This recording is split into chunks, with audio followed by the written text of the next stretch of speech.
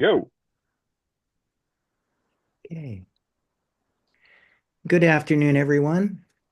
I'm Peter Weiler, and I'm going to be your host for the April 15th DVMUG Zoom meeting. It's good to have you with us.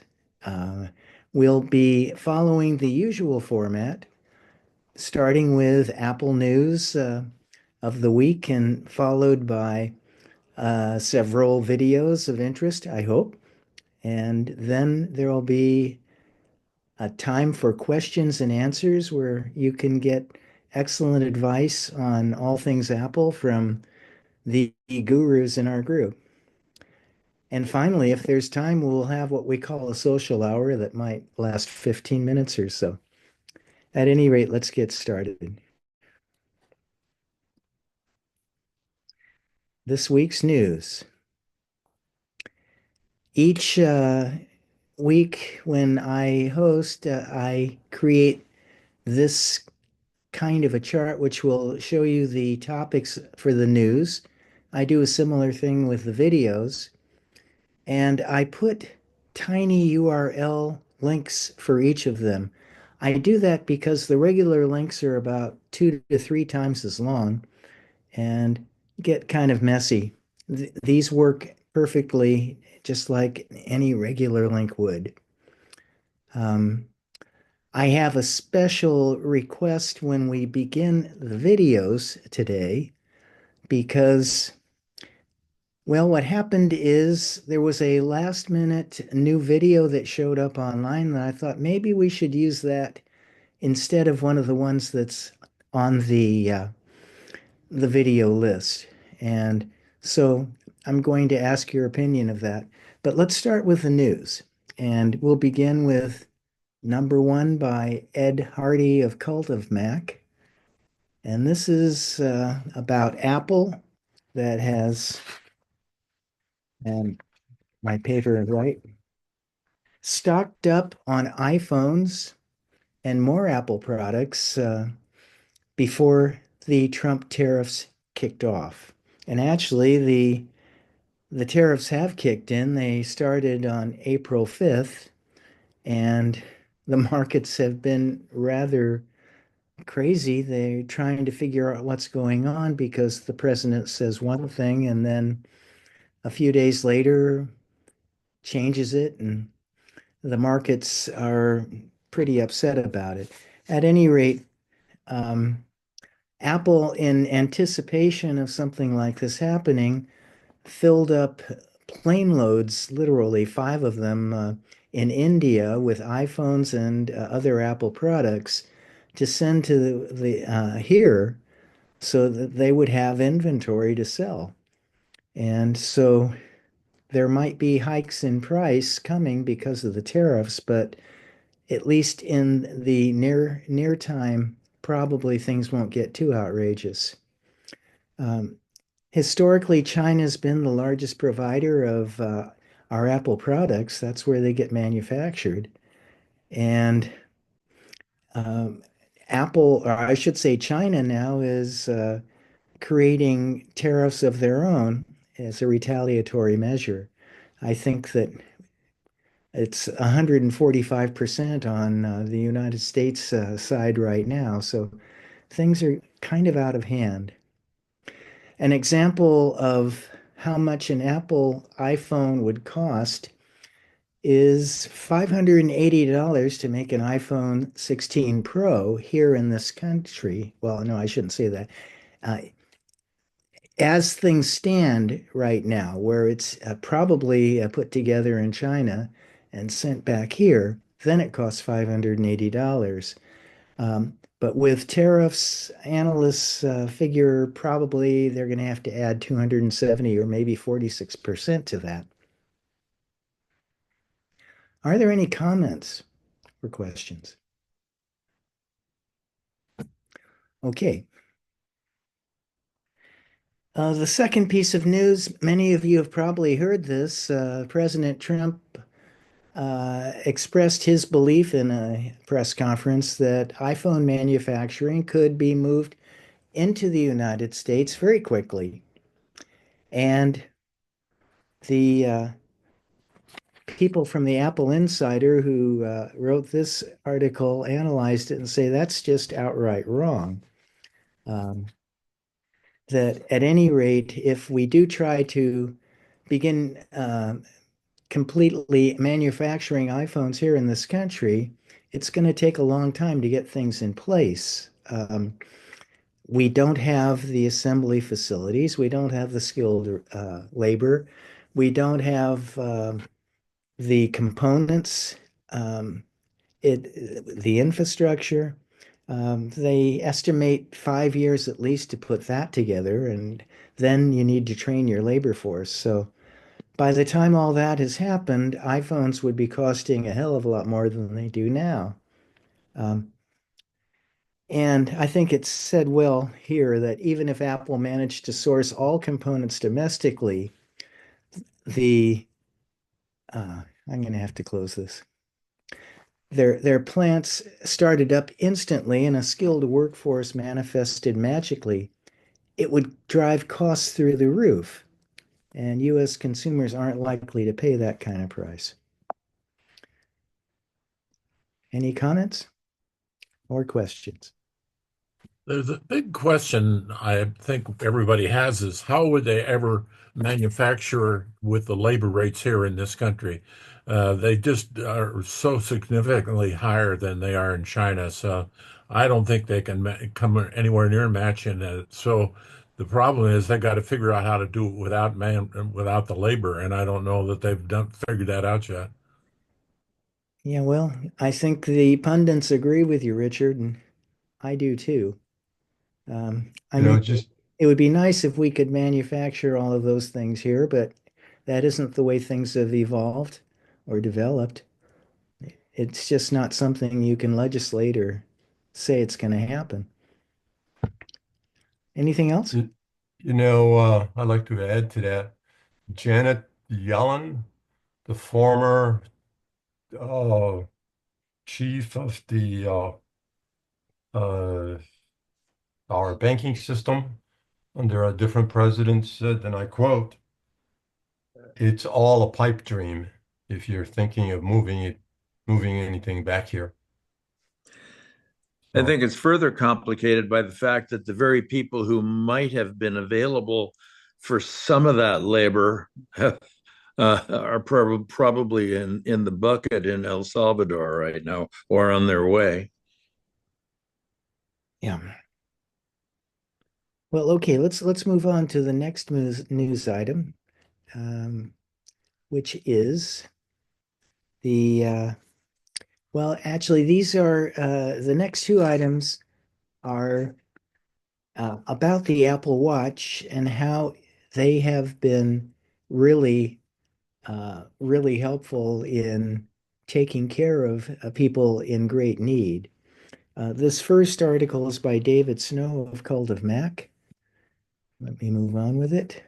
Um, it's about a New Zealand psychiatrist, Dr. Amanda Faulkner, whose Apple Watch that she was wearing would just repeatedly be giving her alerts about an elevated heart rate over and over. And she's a doctor and just, I don't think I need to take this stuff seriously.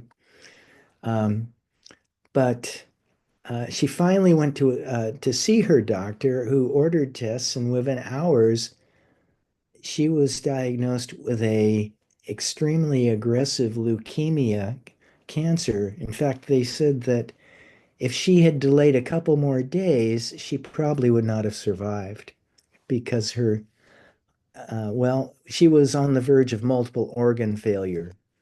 Bad things were going to happen to her. Now she's in remission, uh, on chemotherapy, scheduled for a stem cell transplant, and she has a chance. Um, what she says is others, or to others, is seek medical attention if you have persistent unusual symptoms. And that's what the Apple Watch was able to detect. Um, are there any comments or questions? I'd like to add to that one. There was also somebody, a swimmer in Australia, Who I tell uses you, watch? Bruce, I'll interrupt you because that's the next news article I have. Oh, okay. I apologize. No, not you know, you're Johnny on the spot. Let's get to it. So, actually, this is a news article that was an Apple Watch ad, or the article was about an Apple Watch ad. Apple created a short video ad, and it reveals how the emergency SOS feature on the Apple Watch saved this man in Australia. So, uh, those of you with Apple Watches probably have heard of, or maybe even made use of, the emergency SOS feature. The man's name was Rick Sherman. He was an experienced swimmer and body surfer. He was taking a swim around, well, in New South Wales, but the bay, I think, I forget the name of the bay. At any rate, he was suddenly attacked by violent sea. The weather just changed abruptly. And although he was a strong swimmer, he was a mile out from the shore before he knew it. And he knew he could not get back, and he was running out of energy. So he pushed the emergency SOS signal on his Apple Watch. And what that led to a rescue by helicopter. And at any rate, there is a video ad. They call it Rick's Rescue, dramatizing the story. Um, would people like to see it? I'll take that as a yes. Here's the ad. Police emergency, Chris speaking. Yeah, hi. I'm in very rough seas. I was boat surfing, but I've been sucked right up to sea in Byron Bay.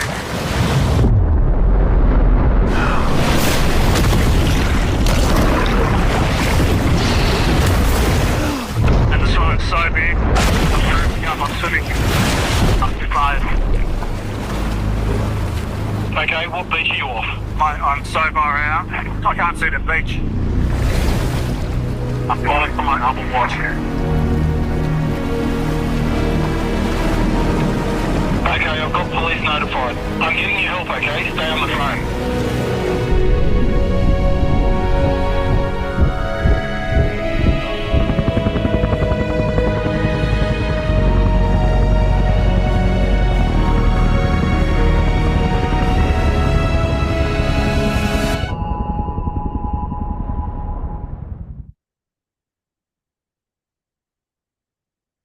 If anyone wants to review that ad, this is a URL you can use to get to it. It's not on the list of the URLs that'll be with the videos. So if you want to just write down the BDZ8W8UV, there it is. Any comments on what you've just heard or seen? Good thing they got cell towers. I'm sorry, two people spoke. Lead, were you trying to say something? On the first item you showed, did it say if she had any special settings on her watch in order for that to be noticed, or was it just you wear a watch and it picked up on that? Don, can you answer that? There's some place in the settings where you can tell it to monitor your vital signs and let you know if it basically is supposed to notify you if anything abnormal happens. I don't remember exactly where it is. And since I'm not sitting at my computer, I can't look it up right now, but No, it's automatic if you're in sleep mode and you're wearing it for sleeping. And at the end of the night, there's a summary of the vitals for the night. It includes wrist temperature, breathing rate, heart rate, and if you have a watch early enough, it'll even monitor your oxygen level.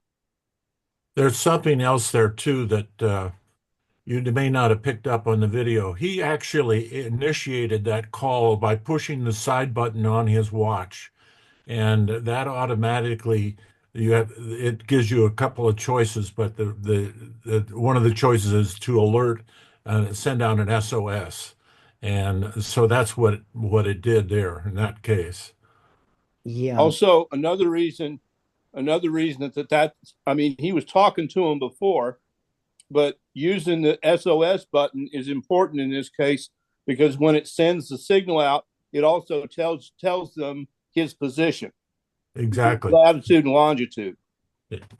That exactly, and that's maybe the most important single piece of what was going on, because the emergency people in the helicopter were able to locate this man, and it saved his life.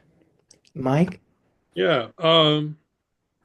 My question is, I was unaware that by pressing the SOS, it gives the people longitude and latitude. Is that the same for if I'm sitting at my desk here and I feel chest pains and I can't call 911 to tell them where I am? I press that and it will tell them where I am, longitude and latitude wise. It's my understanding that yes, it does. Well, in that case, if you push the button and you're in bed or something like that, you're actually connecting by telephone to the if you here in Concord, for instance, if you push the button, you've got it set up to ring 911 on your telephone, and the watch has a phone in it, and so it actually connects with the location, and by telephone they can figure out where you are. Okay. I called Lafayette PD and Concord PD, and I never heard back from Lafayette. But I asked him that question. I said, I don't have a landline. I know that if I had a landline, I dialed 911 and didn't complete the call, you guys could trace it and find me. Can you do that with my iPhone? And the lady says, we can get approximate. We can't get exactly, though. We can get it down to the rough area you're in, but we can't get it to like your address. I haven't talked to What Concord PD about it, but there is a belief that I have that they now have a system that will zero right in on you, but I don't know that for a fact. I hope they do, because I'm not what sure. I talked to their technical advisor at the Concord PD. It could have been somebody just when managed. you set up your phone for Wi-Fi calling, it asks you to put in your address. And then from then on, when you call 911, it will give them that address. That's Even correct. even when you're at a different address. Yes, 911 gives unfortunately. your home Address, address, or if you move. but you have to set that up with your carrier. Yeah. Yes, And when you first if you- set it up. And when you get a new phone or you change carriers, you got to set it up all over again. Yeah. And if you Mhm. move, Right. Right. This video that you saw, very dramatic, it wasn't really what was going on. However, excuse me, got a cramp. However, the voice that you heard in the phone call was actually Rick's voice, Rick Sherman. So they used that for the soundtrack. But you could tell he was in a very dire situation. as a cynic, do you think that his royalties from the commercial paid for his rescue? Wouldn't bother to speculate. It don't matter. He lives in Australia. They have universal health care. You don't pay for that crap there. Well, that's good. Yeah. Yeah. My wife and I were in Great Britain, and she fell on the cobblestones and struck her head. We took a cab to a hospital, and she was seen and checked out, stitched up, declared okay. And so I was pulling my wallet out and asking, well, how much do we owe you? And they said, there's no charge, you know. So it was really a beautiful experience.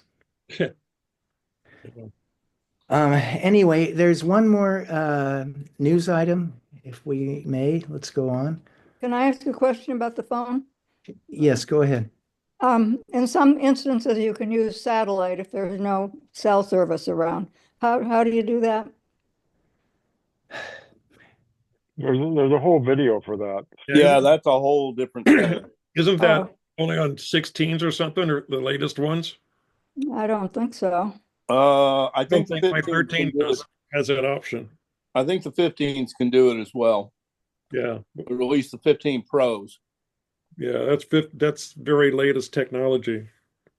I think Rick had the pro highest level available back in July of this year.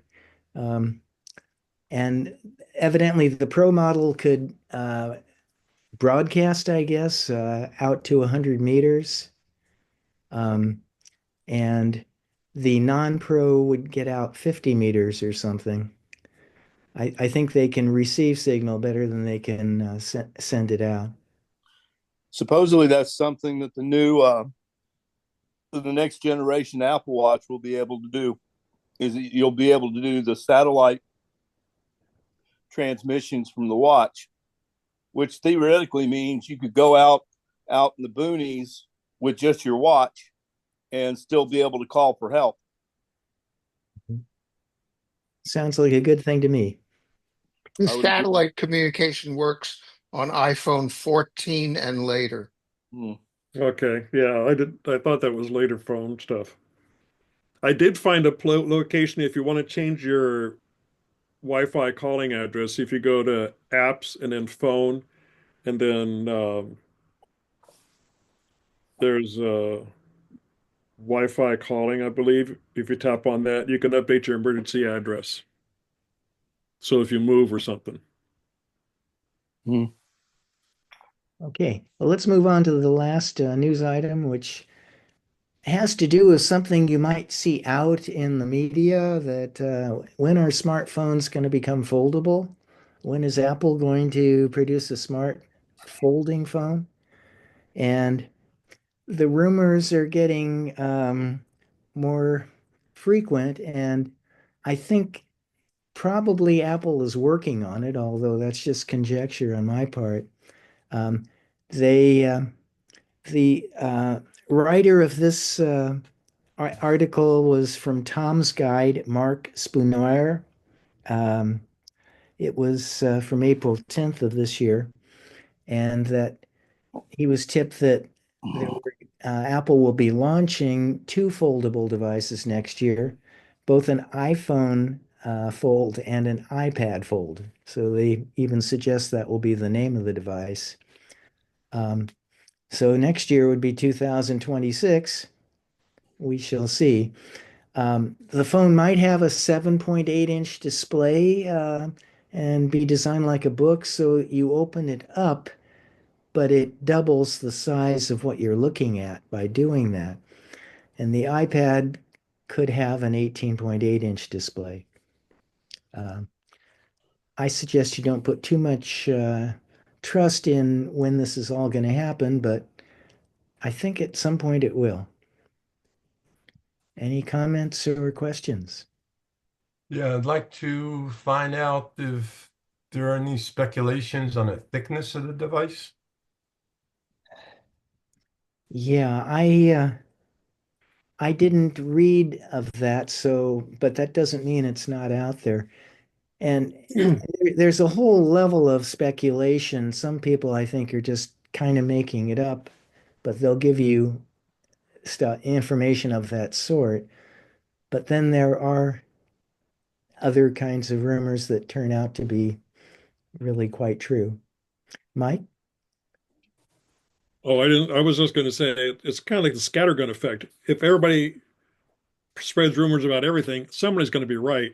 I'll be honest with you. I thought they would. It looked like they were going to have the phone fold along the top to bottom axis, and I thought I saw somebody a couple of years ago up in Napa had one that folded across the horizontal axis.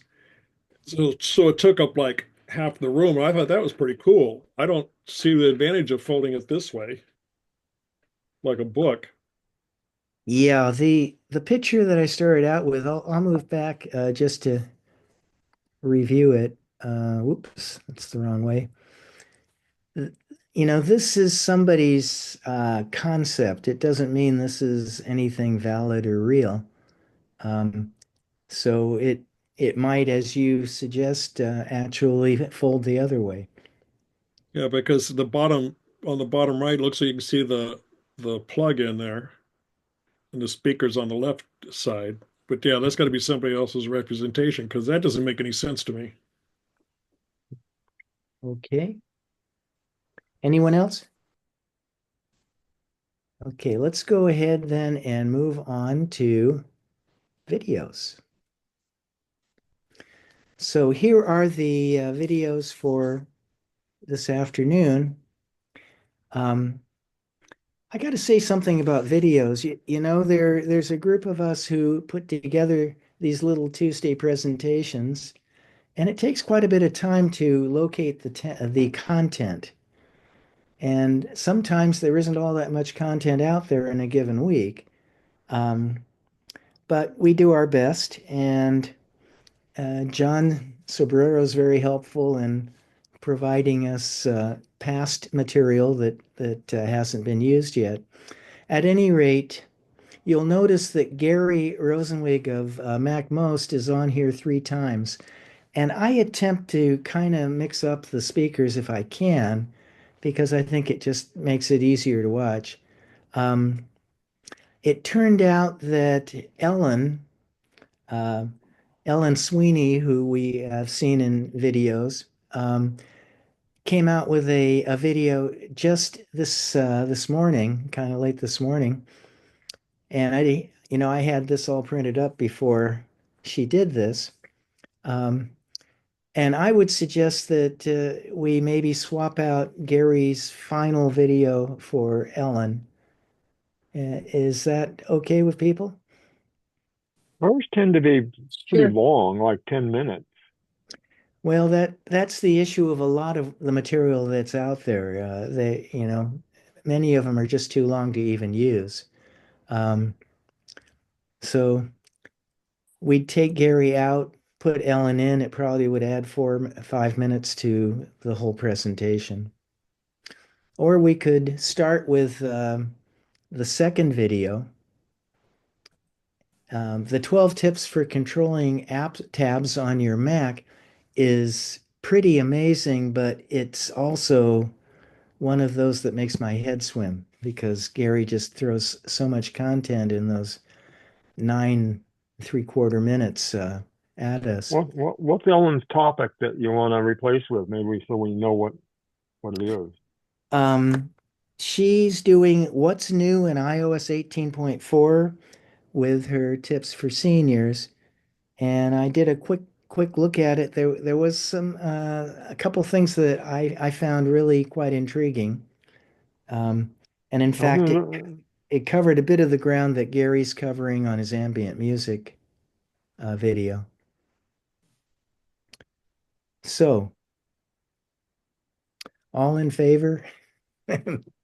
Let's see how it goes. None of these are shorties. Well, yeah, although, I avoided the 10-minute ones. So I'm going to start at the second one with Andrew O'Hara, okay? And we'll leave the 12 tips for another time, or at least for the end of the presentation, maybe show it then if we don't want to go to Ellen. Good. That. Okay. Sounds Okay. good to me. Okay. Hi, this is Gary with MacMost.com. Sorry, Gary. We'll maybe catch you later. So here is Andrew O'Hara. Why iPhones won't be made in the USA anytime soon. I think he puts the nail in the coffin on this. It's recently been proposed that Apple could potentially move iPhone production to the US. Not only is that not going to happen, if it did, iPhones would be prohibitively expensive. Before we start, if you want to keep up to date with the latest Apple news and reviews, hit that subscribe button. Amid the changes in the US's economy, President Donald Trump seems to be of the opinion that Apple could quickly move iPhone manufacturing stateside. US Secretary of State Howard Lutnick said in an interview, the army of millions and millions of people screwing in little screws to make iPhones would be coming to America. White House Press Secretary Caroline Leavitt reaffirmed this statement. Leavitt was asked specifically about iPhone production in the United States and whether that type of technology could be brought over. Her response? Absolutely. Then adding that President Trump is under the impression we have the necessary labor, resources, and workforce for iPhone manufacturing. Sidestepping the political nature of this topic, iPhone production is most certainly not coming to the US. Let's talk about it. Making an iPhone is a global endeavor that relies on countless components and supply chains. Part of this massive misunderstanding seems to be Apple's increasing investment in US facilities. That includes a recent $500 billion investment in Houston. In this case, though, it's mostly for AI data centers, rather than being completely manufacturing related. It has increased manufacturing in the US before, though. Some of Apple's chips are made in Arizona in partnership with TSMC. That facility, though, started in 2020 and only started producing chips 4 years later. 4 years, and that is just for a single chip that goes into an iPhone, and not even the recent ones. Those chips aren't even the latest and greatest. They include the A16 Bionic and some SIPs for Apple Watch. They use a well-dated N4 4nm process. Even though a second facility is opening in 2027 or 2028, that will still only use a 3nm process. A third facility could produce 2nm chips by 2030, but this still leaves the US about 5 years behind Taiwan in terms of chip manufacturing. It's actually Taiwanese law that domestic chip manufacturers like TSMC are only allowed to produce chips abroad if they're at least a generation behind. That, again, is all just for a few chips, let alone the full manufacturing process of an iPhone. The requirements for that would be difficult to pull off. It would need huge swaths of land, plenty of primarily renewable energy, and access to tons of material and resources, all of which would be multitudes more expensive than what it's utilizing now. The goal of manufacturing an iPhone in the US would seemingly to be to avoid the tariffs being imposed on foreign-made goods. But as 404 Media points out in its excellent coverage, Apple sources components from more than 50 countries around the world. Even if we made the chips in the US and did the final assembly, many raw materials and components aren't found in the US. Other companies like Sony and Samsung manufacture different parts, like the camera and displays. Apple would not be able to avoid the tariffs because despite it being assembled here, there's zero chance of making the entire phone here. There would still be copious tariffs, adding to the bottom line of the iPhone COGS. The next issue for Apple to overcome would be finding labor to even work in these facilities. Many still associate China with low-cost labor, and while the cost of living and salaries are notably lower than the US, it's not as cheap as it once was. Apple and other manufacturers in China because of the wealth of manufacturing and assembly skill. There is very little shortage of incredibly skilled workers that are able to do the precise work needed. For Apple to pull off manufacturing iPhones in the US, it would take years, if not an entire generation, to get enough workers. Let's make the leap and say that Apple has solved all these other hurdles. It got the land, sourced the components, had enough skilled labor to do the work, and could actually make the phones here. In China, the average manufacturing salary is just under 14,000 American dollars per year.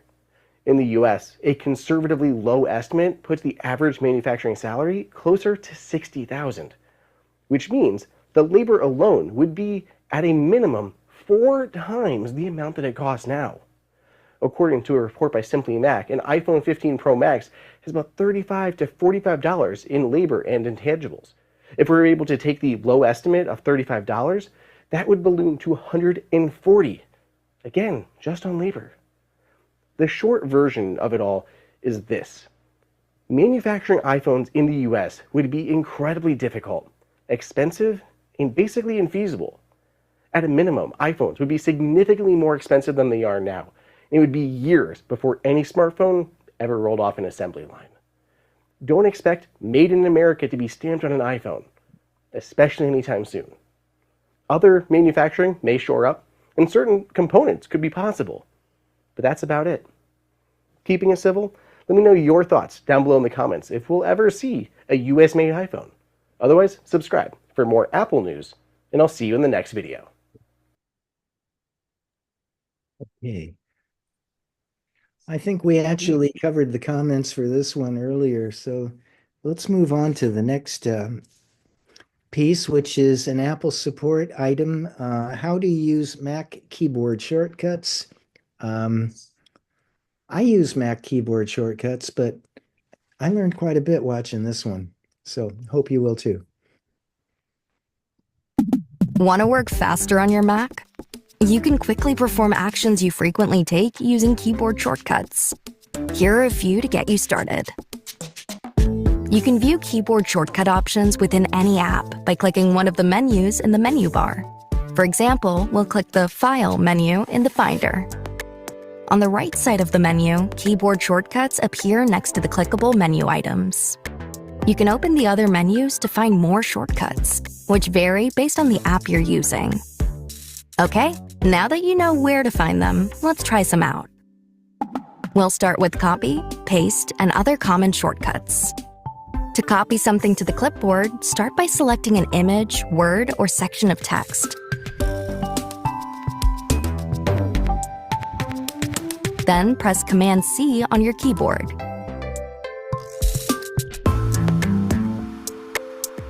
To paste it in your destination document or app, click the text field and press Command-V. This isn't quite right. If you want to undo the action you just took, press Command-Z. Instead, let's paste and match the style of the text in this document so the font and color are correct. Just press Option, Shift, Command-V. That's better.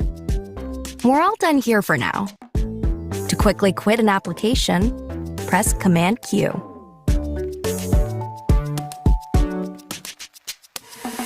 Now, let's learn some Finder and System keyboard shortcuts. To easily switch between your open apps, press Command-Tab. While still holding Command, you can press the Tab key again to switch to the next app. To open your selected app, release the Command key. Want to capture something on your screen? You can open the Screenshot app by pressing Shift-Command-5. From here, you can take a screenshot, a screen recording, and more, all of which will be saved to your desktop by default. To hide all the windows for your active app, press Command-H. This won't quit the app, but it will remove it from view. You can show it again by clicking the app in the dock. You can use Spotlight Search to find apps and documents on your computer or information from the web. To open it, press Command-Spacebar. Now enter your search phrase. From here, or when using the Finder, you can use Quick Look to get a preview of a file. Just select a file and press Spacebar. You can even scroll to make sure you're finding the right document. To close Quick Look, just press Spacebar again. When you're done using Spotlight Search, click anywhere on your desktop, or use the Command Spacebar shortcut again. Now, we'll show you some keyboard shortcuts for documents and text editing. To look up the definition of something while you're in an app or on the web, hover your pointer over a word and press Control-Command-D to open dictionary. So that's what that means. You can quickly add an emoji and other symbols to a text field by bringing up the character viewer. Just press Control-Command-Spacebar and make your selection. We'll choose this cactus emoji. And if you need some assistance in an app, just press Shift Command ? To open the Help menu. Depending on the app, you might find a search field, access to a user guide, and more. Next, let's check out some keyboard shortcuts for when you're browsing in Safari. Instead of using multiple Safari windows, open a new tab by pressing Command-T.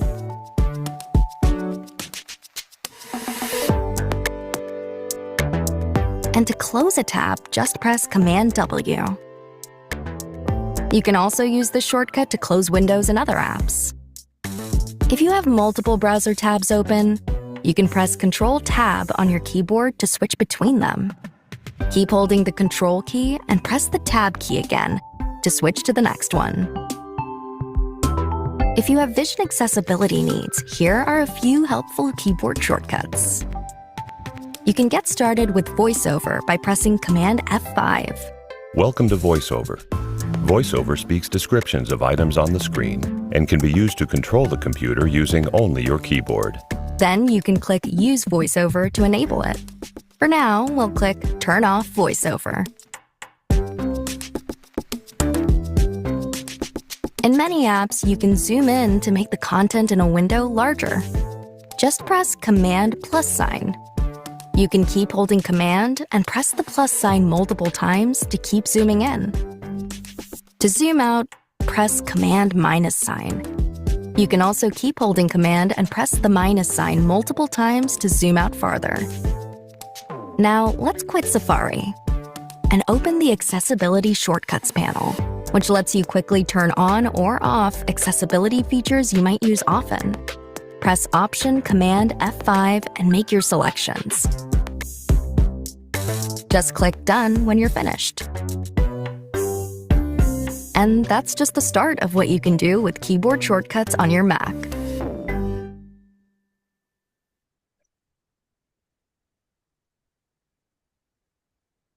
Yeah. Any comments? Are we going to have a test on those? One thing, those shortcuts have equivalent functions in the pull-down menus. Not all of them, most of them, but just to let everybody know, this is not the only way to get to them. You can, from a pull-down menu, choose the right function. And often those shortcuts are shown in the pull-down menu so that you can just later use the keys for them. Yeah, they're to the right. Yes. Yeah, read your menus and learn them. They're useful. Okay, thanks very much. And there is one more thing, if I may just snip in here. Go ahead. There is no shortcut, or nowhere could I have found that Apple posted anything. But if you want to put your computer to sleep and you have a keyboard with a eject key, you hold down the Option Command Eject and your computer goes into sleep. Good to know. Thank you, Bruce. Well, our next video is by Gary Rosenzweig of MacMost. How to work around the Safari download location bug. And when you're downloading from Safari, where are you going to put the file? Anyway, let's have a look. Hi, this is Gary with MacMost.com. Let's take a look at why sometimes the ask for each download setting in Safari doesn't work. So when you click on a download link at Safari to download a file, it will automatically download to either your downloads folder or another folder that you have specified. But there's also a setting that should ask you to choose a download location and change the file name each time. However, as a lot of people have reported, this often doesn't work. So here I am in Safari, and I'm going to use my site and the download link for the Keyboard Shortcuts PDF as an example. When I click on this link, it should download this PDF. And in fact, it does. And you can see how the little icon jumped from the link into the dock here because I've got the downloads folder in the dock. Otherwise, you may see it jump to here, the little downloads list button that lists downloads. And you'll also find it in your downloads folder because that's what I have set as the location for downloads. In fact, if I go in Safari and then settings and then under general, I can see my file download location is downloads. I could change that to another location and set it to any folder I want. So it doesn't have to be the downloads folder. I could also change it to ask for each download. And when I do this, it should actually prompt me for a location and also allow me to change the name of the file when I download. But the problem is it doesn't work. If I click this, it works just like before. You can see the file goes to the downloads folder and it's listed here. It just went to the downloads folder and completely ignored my request to ask me where to save it instead. So if you've been frustrated by this, you're not alone.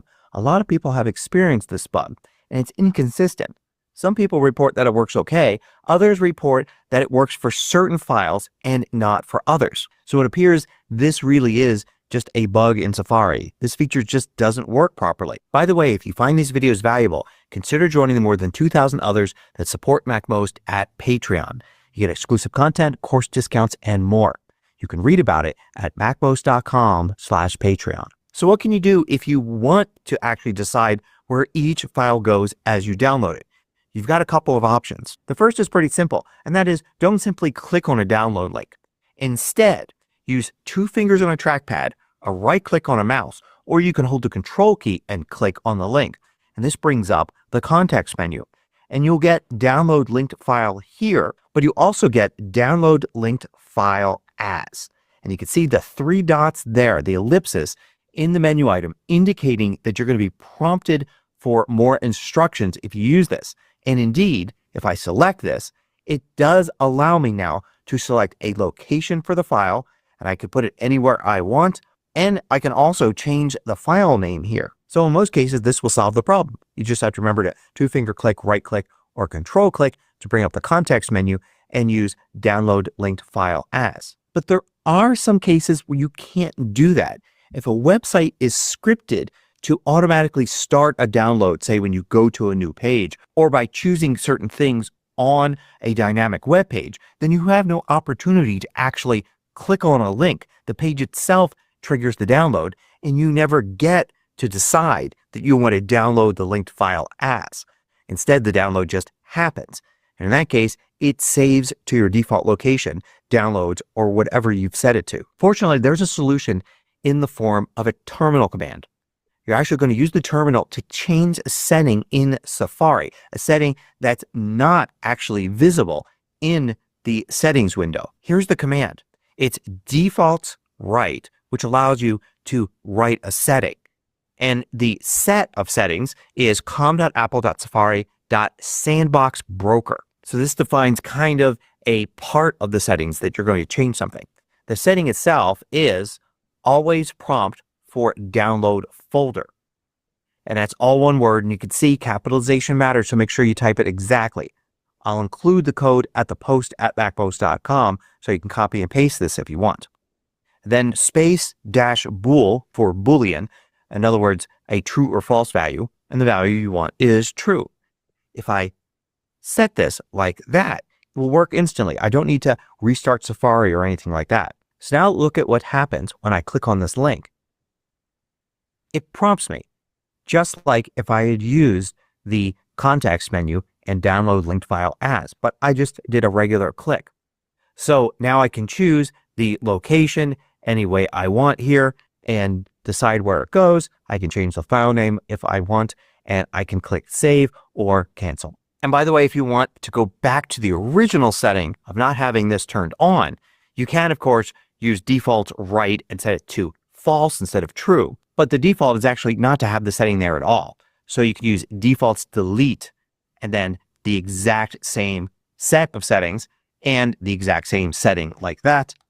You can do that, and now it's back like it was. So if I click here, you can see it just goes to the downloads folder. So hopefully this video will be short-lived and you won't need this in the future, as Apple at some point fixes this bug and makes it so that when you set it in the Safari settings, it actually obeys your wishes. Until then, I hope you find this useful. Thanks for watching. If you like this video, click. Okay. Any comments on Gary's video? All right, let's move on. I came across a new pundit of things Apple on the internet named Dan Lasink. And I thought he communicated quite well. So this is a video that he put together. Want to schedule messages, add text effects, learn how with Mac OS Sequoia. See what you think of this fellow. In this video, we're going to look at what's new with the Messages app with macOS Sequoia. Now, before we get started, if you like what you see here, stick around to the end. I'll tell you a little bit more about myself and how you can help support my efforts in creating these videos. All right, let's take a look at the Messages app with macOS Sequoia. Let's go over to my Mac. The first feature we're going to look at is text effects. In addition to message effects, you may be familiar with message effects. Those are the full screen effects. I'm going to type in here, yes. So I just type in here, yes. And if I wanted to send a full screen message effect, what I would do is tap on the plus here. Again, this is nothing new. We've had this for several macOS versions. I select this, and then I can select from a number of different message effects. Well, now what we have are text effects. I'm going to click on the X here to close this. To get to our text effects, what we do is we control click on this. So now I hold down the control key and I click, and you're going to see up towards the top we have text effects. And then from here, what I'm able to do is apply all these different text effects. So I can have it explode, I can do a simple nod, I can have it shake, I can make it small. And then when it sends it, it'll apply that text effect to the response. So the other person will see this, as long as they're using iOS 18, iPadOS 18, or macOS Sequoia. So those are the new text effects, not to confuse it with message effects. Another option is we can apply emojis as reactions. Now, if you're not familiar with reactions, a reaction is this little thumbs up that we can apply. When I control click on this, you're going to see that I can apply a heart, I can apply a thumbs up, I can laugh at it, or I can even question it. So those are nothing new. These are called reactions. Well, in addition to that, with macOS Sequoia, we can also apply emojis. So these are all the latest emojis I've used. If I want to select a different emoji, I just click on this here, and I can select a different emoji. So let's just go with a smiley face here. And now, instead of the thumbs up, what we have here is an emoji. So we can apply or attach emojis to our messages. The next new feature is probably my favorite new feature with the Messages app. We can schedule messages with Send Later. Now, I've used this for birthday wishes already. It's somebody's birthday in a couple of days. I want to send them a message. Well, what I can do is I can schedule that with the Messages app. So how do you do that? Well, basically, all we have to do is just type in our response. So I have my response here. And then we go over to this plus here. And when I click on the plus, we're going to have a new option here called Send Later. When I select this, what I'm able to do is schedule when I want this to be sent. So let's just go with tomorrow. It's going to be 10/8 tomorrow, and it's going to send at 9 a.m. So now all I need to do is just hit return here. I'm going to hit return, and that is scheduled here. You're going to see that it is in a dotted line. That's because it hasn't been sent yet. If you want to delete it before it is sent, you can do that as well. All you have to do is just control click on it, and you're going to see delete. When I select this, what it'll do is it'll delete that, and I'm going to click on the X here so it clears that message, that response. So in addition to scheduling them, if you want to delete it, you can do that as well. That's one of my favorite new features with the Messages app on the macOS Sequoia. It also works with iPadOS 18 and iOS 18. Now let's take a look at some of the Apple Intelligence features we have, if you have a Mac that supports Apple Intelligence. The first one is suggested replies. When someone asks you a question, the Mac will come up with a suggested reply, and this is all done on device. So when we look at my Mac here, you're going to see that I asked this question, did you want to have lunch today? And being that I have Apple Intelligence on here, this is an M1 MacBook Pro, which supports Apple Intelligence, you're going to see that there's a little pop-up menu here, and it came back with a couple of suggestions. So now all I have to do is just tap on which one I want, sure, or sorry, busy today, and it'll respond with that. So now we have suggested replies with Apple Intelligence. The other new feature with Apple Intelligence is writing tools. We can have Apple Intelligence proofread our response. We can also have it change the tone, maybe from friendly to concise or professional. And then we can also insert tables or lists. So how do we do that? Well, basically we need to type a response. So I'm just going to go with, let's do Friday. Friday at noon. Now, what I would like to do is proofread that, or maybe I want to make it a little bit more friendly. How can we do that? Well, basically what we need to do is we need to control click on it. And when we control click on it, we get a little pop-up menu.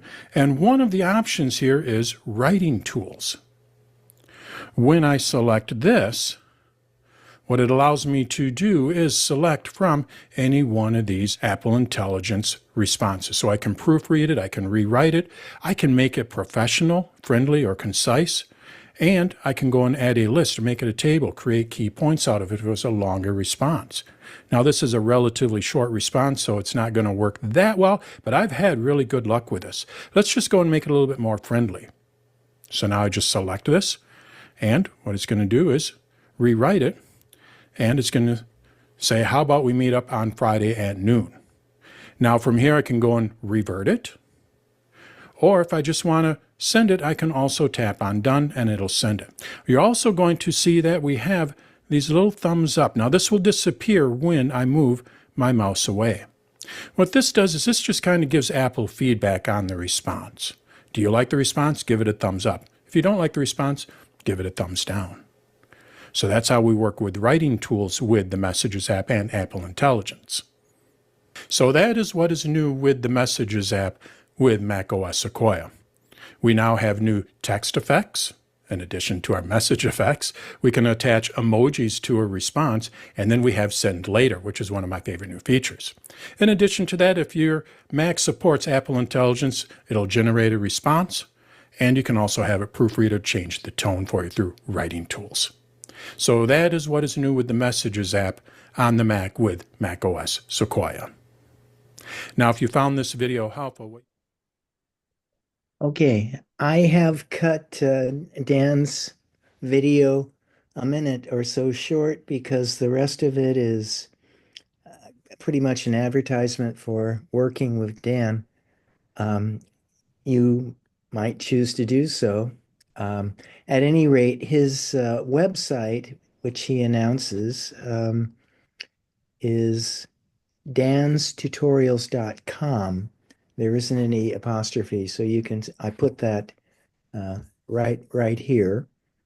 If you're interested, you can get back to Dan's webpage and to Dan. The webpage actually is quite long horizontally and has a lot of information, and then kinds of things that he can support you with, or ways that you can benefit from working with him if you want to give it a try. He's certainly got good camera presence and well organized. Yes, and I like the fact that he did sort of a summary at the end of the. Yeah, and it's in 4. It looks like it's in 4K as well. He was in the Apple University monthly meetings, and he kind of, the guy who was leading that passed away, and he kind of took over. He's hosting their forums, and he does what the Naples group videos too. He's really good. Mm-hmm. Great. Well, okay, we're at the close to end of the list of videos, so I have one more, either from Gary or from Ellen, and the Gary's about 4 minutes long. Ellen's is a bit under 10.5 minutes. Ellen. What do you want as a group, if anybody has feedback for that? If we're voting, I'll vote for Ellen. I Ellen. did too. I did too. Ellen.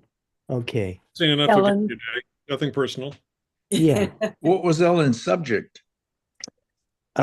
She's what's new in iOS 18.4, and making good use of the control center. So And what was in Gary's subject? Gary was talking about how to produce ambient music with your iPhone. That I've never heard of. I'd What vote about for Ellen? Gary. Ellen. Okay, I think we're getting more of a request for Ellen, so I'm going to move through Gary and on to Ellen. Let's see. Hi, this is Gary with MacMost.com. Sorry, Gary, here we go. When Apple released iOS 18 in September, the Control Center was updated. With iOS 18, you can resize controls, assign controls to a dedicated page, and adjust the placement of controls. I've already done a video on that topic. I'll place a link to it in the show's description. Now, in iOS 18.4, Apple continues to update the Control Center. In this video, I'll walk you through the new controls that Apple has added and how to use and add them to your Control Center. Stick around to the end and I'll have a bonus feature. Welcome to Ellen's Tips for iOS, where I help seniors master their iPhones and iPads. If you find the video helpful, give it a thumbs up and subscribe to the channel. Let's get started. Apple added 4 new controls in the Control Center library under Ambient Music. These controls are sleep, chill, productivity, and well-being. Each control can activate a playlist filled with music that corresponds to that specific control. The sleep playlist, for example, plays music that helps you, sleep. Certain kinds of music can help you fall asleep quicker and improve the quality of your sleep. So these newly added controls can help you be more productive, fall asleep, and more. Here's how to locate and add these controls. We'll start by swiping down from the upper right corner of your screen to access the Control Center. Now go ahead and tap on the plus sign in the upper left corner. Select Add a Control. And now we need to locate the ambient music category. We can do that by either typing in where it says Search Controls and typing in Ambient Music category, or because it's in the beginning of the alphabet, I'll just scroll and you'll see Ambient Music category appear there. Once we've decided which ambient control we want to add, you can select one of them, or if you wanted to, you could go in and select each one. I'm going to just go ahead and tap on the sleep control. You'll see now that it's been added to the Control Center, and if I just tap outside anywhere, you'll see that we go back to the Control Center. I can go ahead and tap on that control to begin playing the music. When I'm finished, I can go ahead and tap it again to turn it off. You can also change the playlist for each control. Let's swipe down again from the upper right corner to access the Control Center. If you're not seeing your sleep control, my controls, there's a lot of them on the first page, but I'll just swipe up to get to the second page, and you'll see my sleep control listed there. If I tap on the plus sign in the upper left corner, I'll have the option now to edit this sleep control. I can adjust it so that it's bigger if I want to. I can tap on the delete, but if I just tap on the center of the control itself, you'll see a card appears and it says playlist. If I tap on the playlist, now I'll get a drop-down menu and I can tap on any of these playlists that Apple has made available to us. So I'll just go ahead and tap on one. If I wanted to, though, I could also, if I have a playlist that I want to use from the Apple Music app, I can tap on from library. It'll take me into the music app. and I can choose my own playlist if I want to. I'm going to leave it at bedtime beats. I'm going to tap out of there. I'm going to tap outside the box. Now, I still need to tap again so that we're back to the control center. And now when I click on the control, it's going to play the new playlist that I've just chosen. Apple already lets you tap into a white noise machine using background sounds like ocean and rain. If you're not familiar with them, I've done a video on it. I'll place it in the show's description. But ambient music is actual music instead of a background sound. Services like Spotify already had this feature, so this was Apple's way of trying to keep subscribers on its own platform. Let's talk about some of the design enhancements that Apple added to the Control Center in iOS 18.4. Those changes include the focus control, where now you'll see a little up-down arrow next to focus. So it makes choosing a focus mode much easier. You'll see all of your focus modes listed and you can just choose one. I'm going to tap out of there to come back to the control center. The brightness slider is now animated based on the level of brightness. So if I grab the brightness slider and slide it up, you'll see that the sun gets bigger and brighter as I increase the brightness slider. And as I decrease it, the sun gets smaller and less bright. The volume slider is also animated now. So if I grab the volume slider and increase it, you'll see that as the volume increases, more lines appear, and as the volume decreases, less lines appear. So those are just some design enhancements that Apple made in 18.4. In the newly renamed Apple Intelligence and Apple Lady section of the Control Center, I don't want to use her name because it will trigger her. There are two new options available. So I'm inside the Control Center. I'll tap on the plus sign. I'll tap on Add a Control. I'll scroll down until I see Apple Intelligence and Apple Lady. Joining the Type to Apple Lady, you'll see two new toggles, Talk to Apple Lady and Visual Intelligence. With Talk to Apple Lady, it will trigger her in voice mode, just like the side button does when you push and hold on it. The Visual Intelligence enables a camera feature, which was formerly an iPhone 16 exclusive, but now is available on the iPhone 15 Pro and 16e via the Control Center or your Action button. If you're not seeing these two toggles, it's because your iPhone model doesn't support it. So let's go ahead, and I've already added the Visual Intelligence to the Control Center. So if I tap on it, you'll see it comes into a camera app where I can hold up any object, and I'm going to hope that it picks it up, and I can tap on Ask. Let me give it a second to zoom in. Let me bring it forward and see if it'll lock in on that, and it does.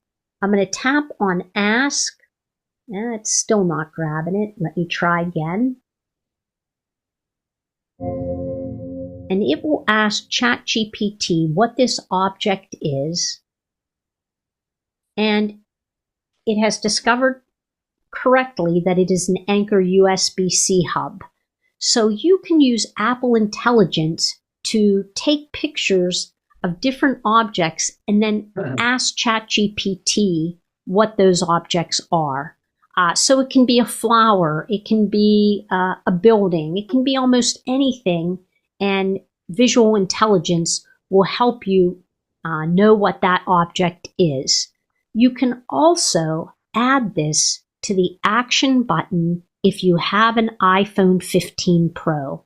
And to do that, we're going to open the Settings app. So locate your Settings app. This is what it looks like. find the action button under settings. I already have it listed here as visual intelligence.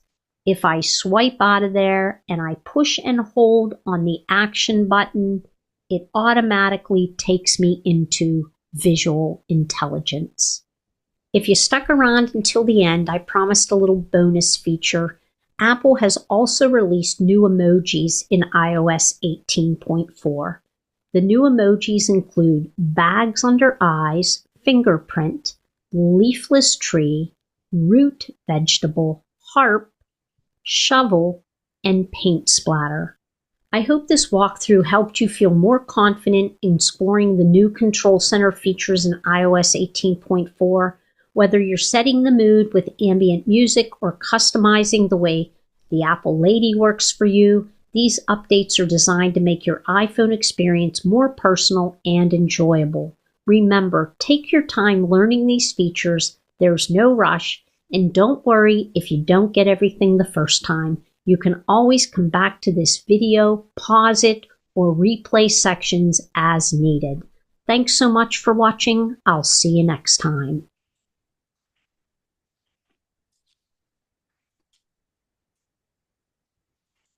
Any thoughts on Ellen? Ellen, what she's talked about? Well, yeah, it was interesting. There's a couple things I learned. Unfortunately, I don't have AI on mine, so I can't do the rest of it. But Andrea and Lynn, you're going to see it in one of my classes in the near future. Good. Because I just got my phone and I love that search function. It's fantastic. Oh, good. Which phone did you get? The 16 Pro. Ooh, can I touch it? Yes, you may. You have to wait till Thursday, though. Gail got a 16. Uh-huh. One of our students went from an 8 to a 16. Like she just discovered fire. She's really excited about it. Yeah.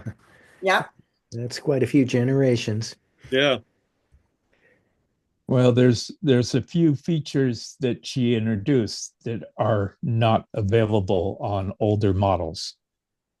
She only does that with a few, like a lot of the other videos that we watch. They talk about features, but they need to say where their cutoff is. Yeah, I noticed that because the ambient music, she said, "Oh, you can switch this to your from your library." Mine doesn't have that. It's a 13. It's not that ancient, but Well, with the ambient library, if you want it to function well, you need to subscribe to Apple Music. Otherwise, it has a very limited repertoire. So, another $11, $12 a month. yeah. But I'm like a lot of people. I've got my own music. I mean, I'm not going to say I'm going to fall asleep to ZZ Top, but you know. Yeah, I think it would be possible to play your own music, have access to it. Make that part of what is on your Well, system. the thing she was showing, it was available. Like I said, mine's the 13. It's not good. It doesn't have it. Oh, well. Okay. Does that mean I have to have music on my phone in order to make that ambient music work? No, only if you want to use your own library songs in your own songs. I don't have any in there. Well, then you got it made. Mine's a third generation SE, and some of that feature is there, some of it isn't with the ambient music. Okay, well, it's 4:15, so let's turn it over to questions and answers, and I will stop the share. Okay, and we'll stop the share and we'll stop the recording. And DVMUG members who want to see the next session of Q&A can get the link on the second recording or on the DVMUG BBS. And so with that, we'll stop and say bye-bye to the YouTube people.